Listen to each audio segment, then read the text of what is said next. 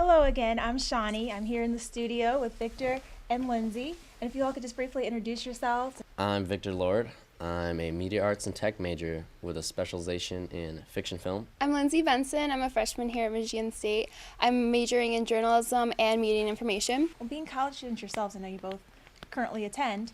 What are some of the struggles that you've had to deal with, or maybe have friends that had to deal with, that kind of personalized the project for you?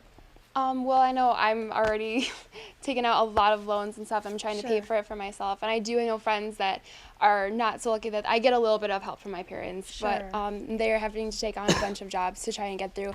And I know a lot of people that weren't able to go away to school and had to stay home at like a community college to start off their first couple years of college. I mean, I've lost taste buds to ramen noodles. That's pretty impactful. No, I do have a lot of loans that I'm going to have to pay off eventually. Not really, trying not to think about it too much now. What are some of the challenges that you all have had to deal with production? Has there been any opposition or personal opposition, or what's some of the things that have been kind of bumpy along the way for you?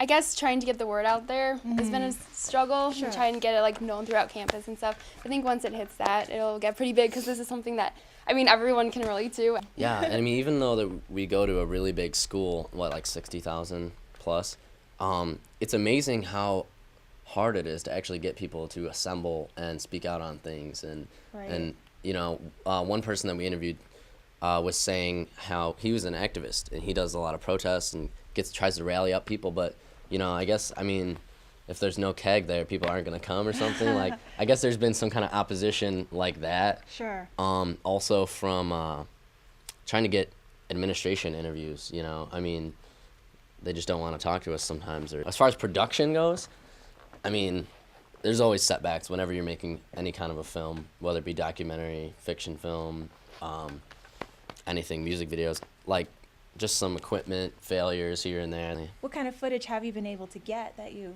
been really proud of that you were able to get? Yeah, I'm really excited that we're getting all different kinds of schools and different, not even just the schools, but the areas. Like, they went to Oakland and Detroit, and then we're getting interviews here, and we're going to go to U of M and Ann Arbor and try and get like other schools' perspectives on it, because I mean, everyone's dealing with the same problem. We got some interviews from some people that are older, you know, people that graduated 10 years ago, people whose kids are in college. It was kind of interesting. I thought that footage was pretty significant, and it was kind of right place, right time. Very cool. Sounds like you guys are getting a lot of experience with this.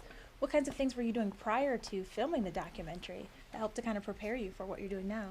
Well, this is actually kind of my first introduction. I'm in some other clubs here at Michigan State that have helped me with like video production and journalism skills and stuff. But being a freshman, I didn't really have anything besides like my high school newspaper. As far as I go, I guess most of my experience ends up in the fiction film realm. I am involved in a student-run production house, I guess you could call it, called Vamana Films.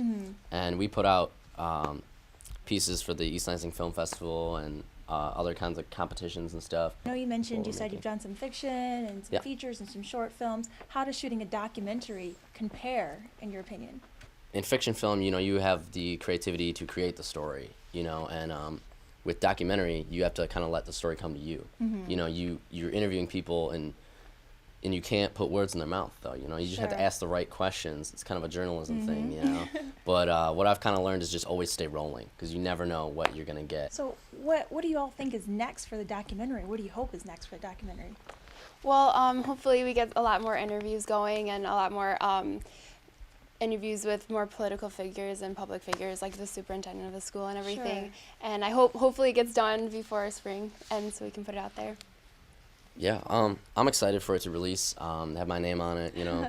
That'd be really cool, and get some attention, you know.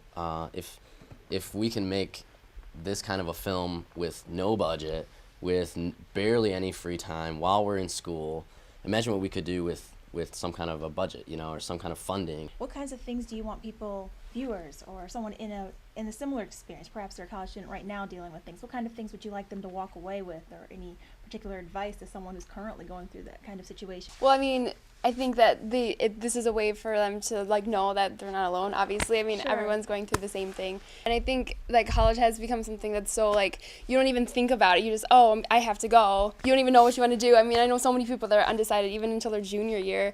Yeah, as far as advice goes, I mean, I would just say really focus on yourself, and I don't think that it's I don't know if it's really the right thing to do to go to college for 3 years and still not know what you want to do, and then end up in some kind of, major that you don't even really want a career in. And my advice to people would be, don't be afraid to, take a year off or do whatever's best for your situation. If it's too expensive, just work full time for a year and save up. You don't have to let, just because, your graduating class in high school is all going to college, you don't have to let that kind of influence the way you, plan out your life and your career. So I'd say you should definitely focus on that and know what you want to do before you get yourself into thousands and thousands of dollars in debt.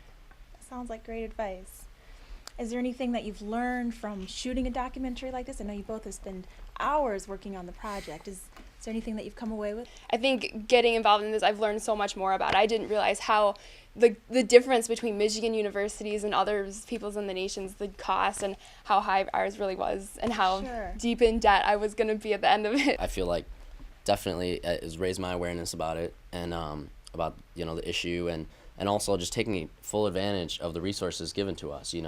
We are paying a lot of money in tuition, but we're also in a place that has a lot of potential and a lot of equipment that we can rent out and use for telling our own stories. It's like that's a lot of work behind the scenes, and if we didn't have people that are dedicated, then things like this can't happen.